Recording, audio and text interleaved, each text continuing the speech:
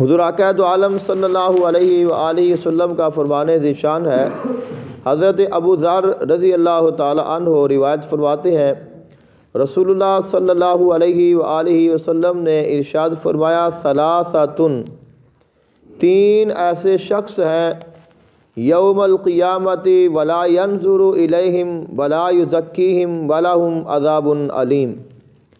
قیامت کے دن اللہ تعالیٰ ان تین لوگوں کی طرف نہیں دیکھے گا، نہ ہی ان تین لوگوں سے اللہ تعالیٰ گفتگو فرمائے گا، اور نہ ہی ان تین لوگوں کو اللہ تعالیٰ پاک فرمائے گا، بلکہ ان کے لیے سخت اور دردناک عذاب ہوگا۔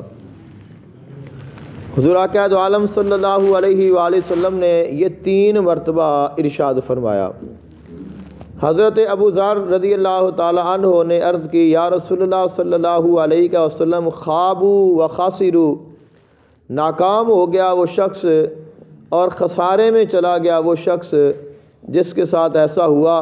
اور حضور فرمائے کہ وہ ہے کون؟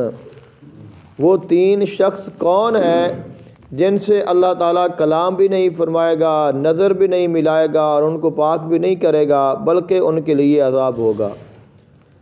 آقا علیہ الصلوۃ والسلام نے فرمایا، پہلا شخص وہ ہے جو اپنا کپڑا ٹخنوں سے نیچے غرور اور تکبر کے ساتھ لٹکاتا ہوگا، اور دوسرا وہ شخص ہے جو احسان جتلانے والا ہوگا، اور تیسرا وہ شخص ہے جو قسم کھا کر اپنے مال کا ریٹ بڑھا کر فروخت کرتا ہوگا۔